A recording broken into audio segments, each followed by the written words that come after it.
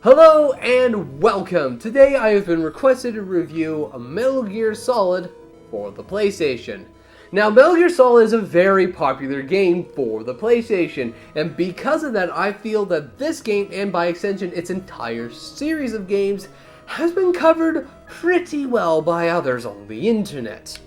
So instead of rehashing what has already been said time and time again, I thought it'd be more interesting to focus on why I personally got into this game well after it came out and why I still play it today.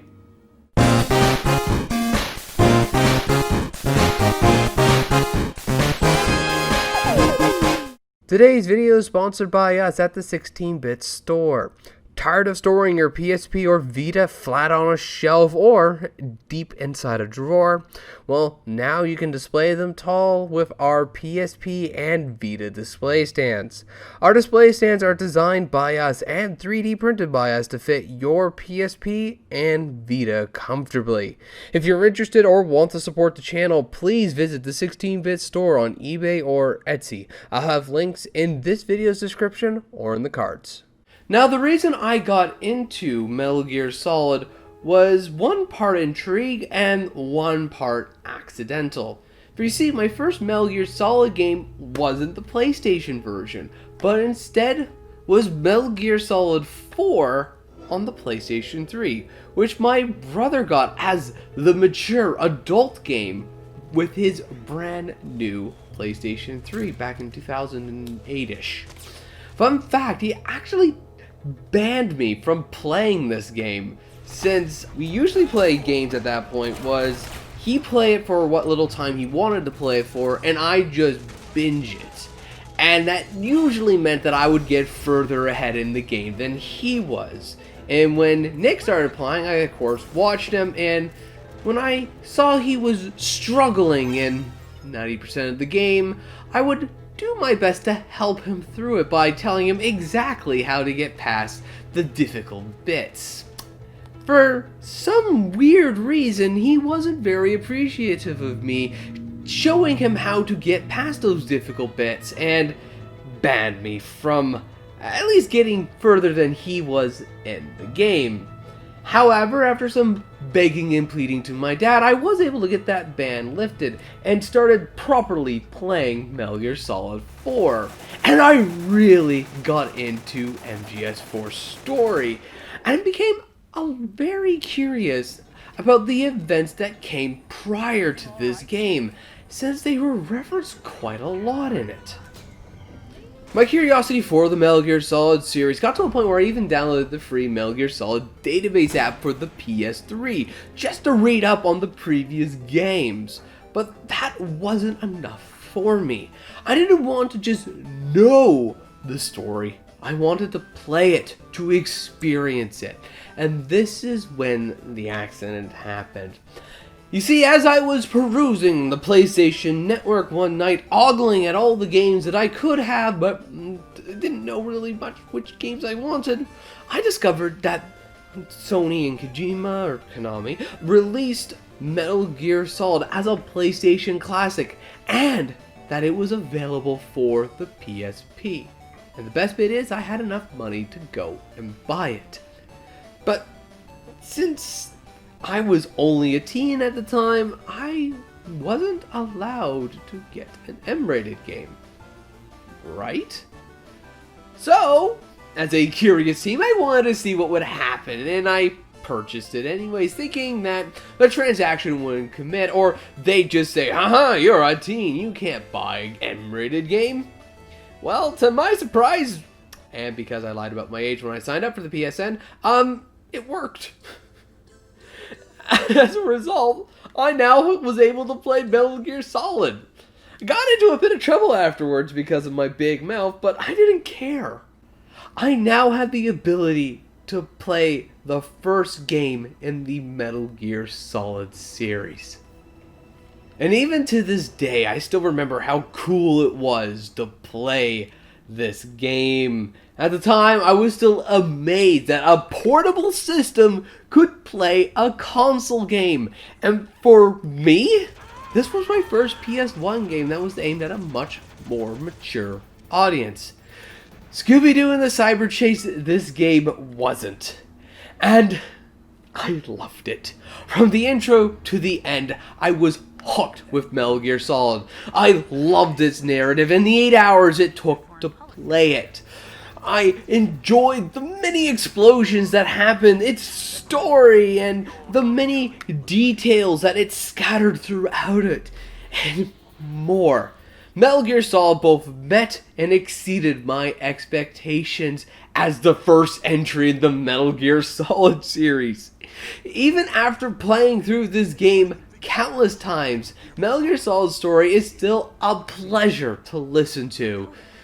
It's like picking up an old book, and I just love the themes that the game just glances over and talks about and goes into detail. I just love it. The messaging that the game gets across too, like the consequences of nuclear war and deterrence. I played a lot of games, especially from the era, and I have yet to play another PlayStation 1 game that has a plot which is as rich and as in-depth as Metal Gear Solid. Which is why I can and have replayed this game many times and probably going to continue replaying it later. Though I can gush about this game's story and what I like about the game for hours on end, that's not to say that the game is perfect. There are some aspects about the game which I don't particularly like and still struggle with to this day. Specifically, the stealth aspect of it. I'm not a patient gamer, and I've learned over time that I have a particularly aggressive playstyle as I go through games.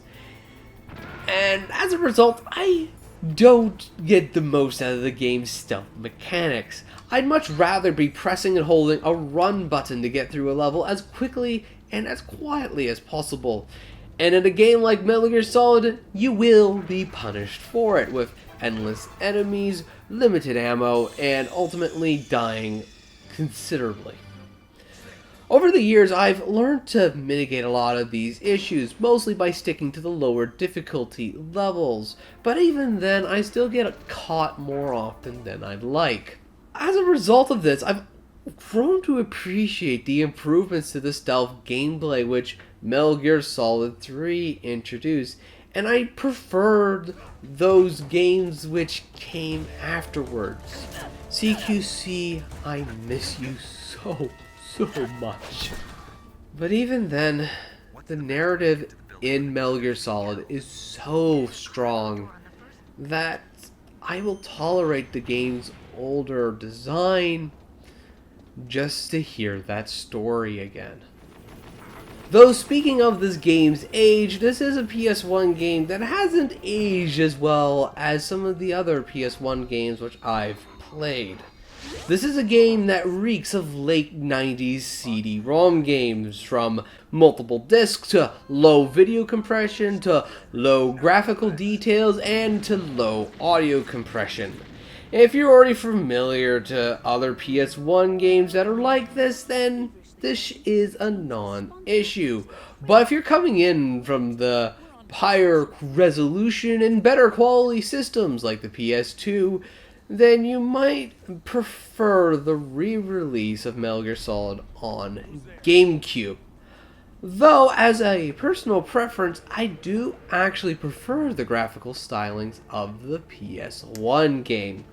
But if you have your eyes set on getting the PS1 release though, might I advise getting the digital version of this game? You see, as I was getting the footage for this review, I actually encountered many CD loading issues, including the literal end of the game, just deciding not to load.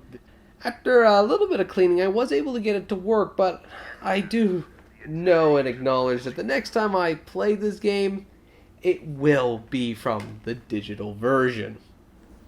Now, of course, I'm going to recommend this game, especially if you have a PlayStation that's compatible with PS1 games. But I will admit, it does take a bit to get into this game, and for newer players, I'm not sure if the game's age helps with that. And I would normally recommend a newer Metal Gear game. But due to modern systems not being backwards compatible with older game consoles, getting your hands on a more modern Metal Gear game is kind of difficult. But if you do have a system that's compatible with the Xbox 360, or if you have a PS3 or older, try to get your hands on Metal Gear Solid 3, 4, 5, or Peace Walker if you want a taste for what this game's story is like. And if you do like it, then please get Metal Gear Solid. This is a game that's being talked about over 20 years later, and I'm going to be honest, I still think that's because of this amazing story, and, well, for those who like it, the stealth gameplay. But anyways, thank you ever so much for watching. I hope you have yourself a good day, and as always, take care. And if you wish to see us talk about something in a future viewer special, please leave that below. Or if you wish to participate in future viewer specials, please check out the community page for future polls.